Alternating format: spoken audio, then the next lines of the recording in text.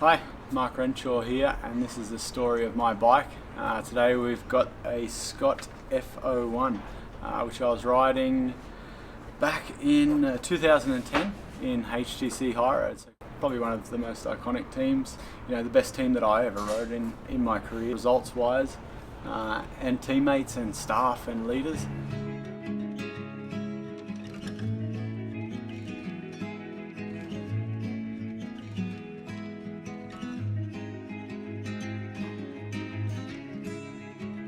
So a very nice bike. They released this the start of July for the Tour de France. They turned up once again just before the biggest race of the year with a brand new bike, completely different to a previous bike, and said, here you go, you can ride this in the Tour de France, which is not what you want as a professional athlete because you've been training all year on something else.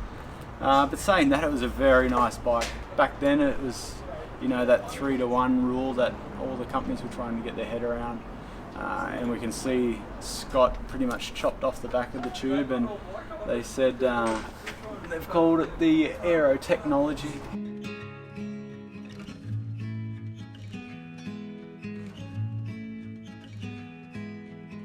We see some really sculpted chainstays. That's something that stands out to me. Did you notice them, and can you have any comments about it? Yeah, look, it was a pretty iconic bike when it came out.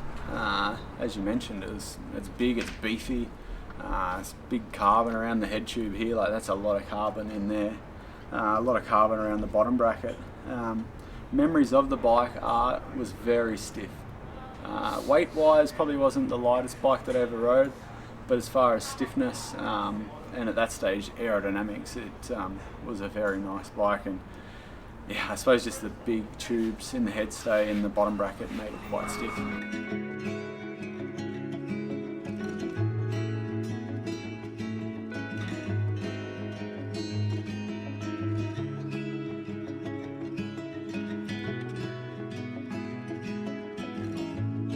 I've ridden one or two of these, and I'd almost describe it as violent.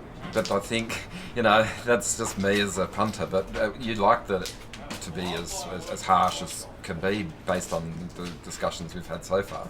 You definitely want it as stiff as possible when you're a sprinter, and this was really stiff. Look, we had great results on the bike. 2010, some of the best ever results that we had with this bike. The guys on the team really enjoyed it. I've got a photo hanging up here in the shop where we're testing on the Pavé just before Tour de France with George Hincapie and Bert Grapsch, and we had a great team, and looking back, everything worked well.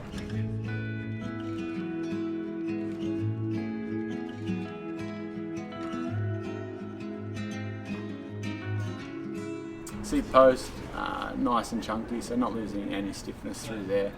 You can see I run a bit of a negative stem just to get the handlebar height down on the front there, but generally quite stiff. I wouldn't call it violent. I would call it, most of the guys on them were quite violent, but the bike was alright.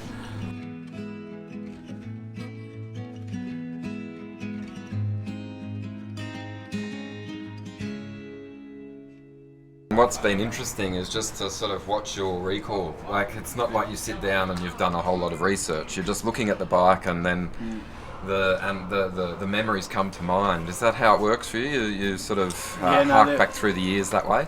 There was zero preparation going to these stories, Rob, for the bike, so I am just drawing on distant memories from the bike. I had a quick look at Pro Cycling stats and Googled a few photos just before we started speaking about it.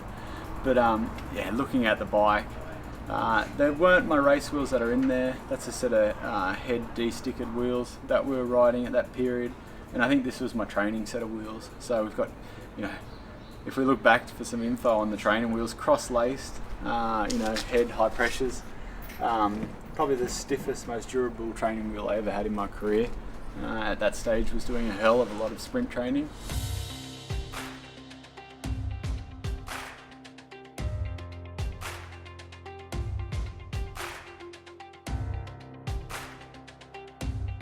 So Dura-Ace, full Dura-Ace group set from Shimano.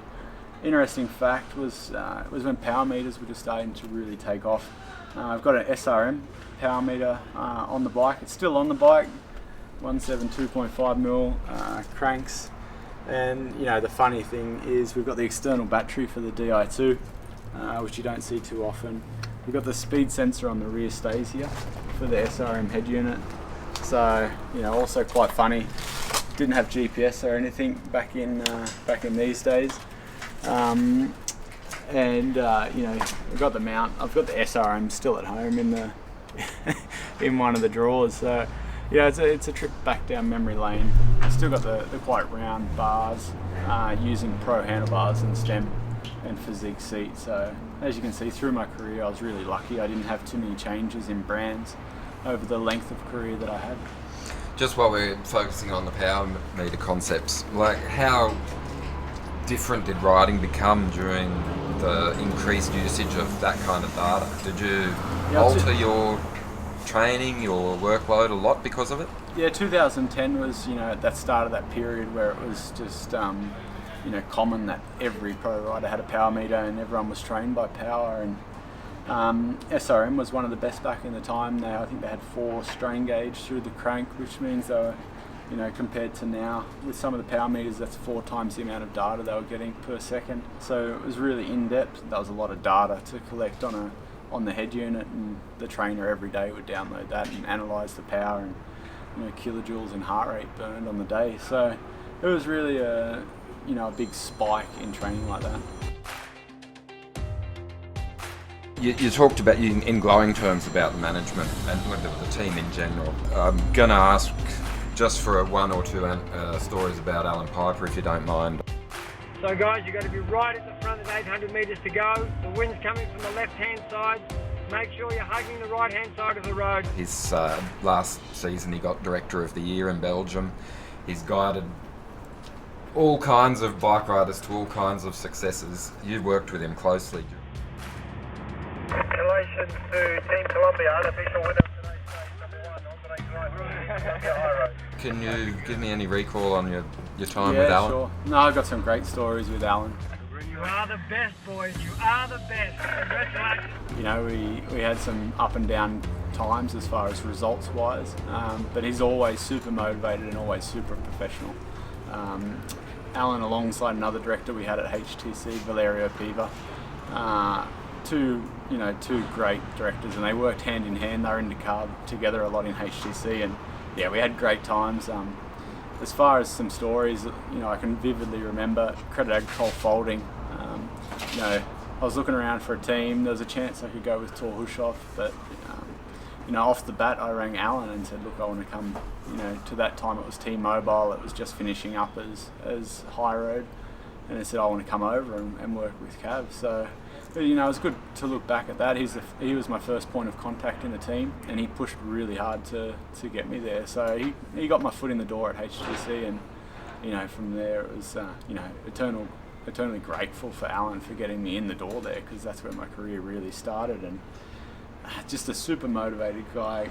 Great, he's been here to Bathurst to visit me at our house, and he just loves cycling, so he thoroughly deserves the Director of the Year, because he's worked a long career as a director. He was also a good bike rider, but as a director he works probably harder than what he ever did. And how important is that kind of management? He was an exceptional director. I worked those years in High Road with him, and you've got directors, and then you've got directors that look after riders, and he was a rider's director. So whether it was right or wrong, he'd go to bat for the rider, and he was always in their corner. In saying that, we had a lot of heated discussions in the races, because when it came to time limit and things like this, tempers flare in bike races under pressure, and yeah, he handled it great, and he had some of the biggest, personalities in the team.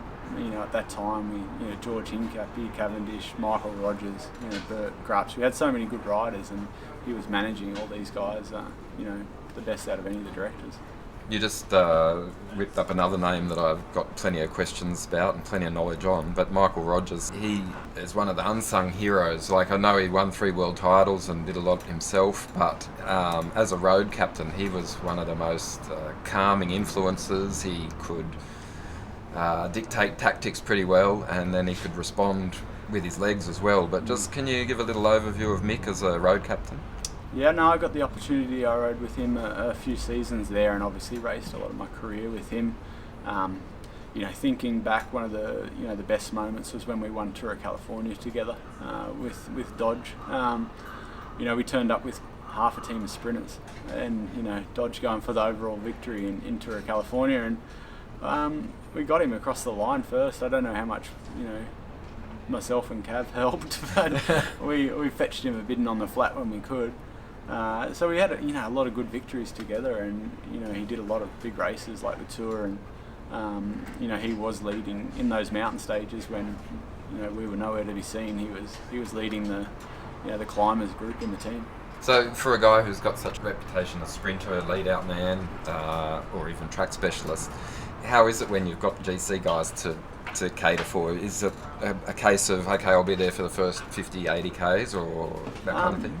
Look, it splits the team up a lot, without having a division through the team, but you'll have a climber side and you have a sprint side, and they each help each other.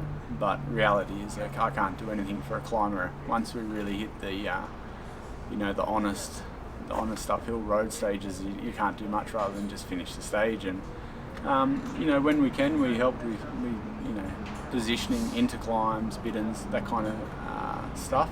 You try your best, but ultimately the GC and climbers and time trialers, it's the legs do the talking, and we can't really help there. It was up to those guys.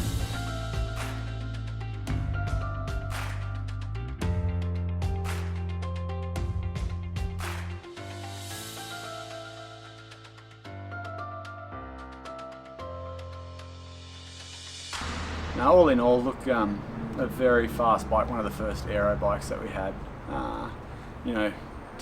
more than 10 years ago now, and a lot of the technology is still the same with Dura-Ace Di2, the Power Meter SRM, like we discussed.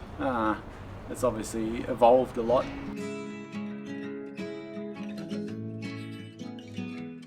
Cool, well thanks for that one. Good stories, thanks Bob. Thanks.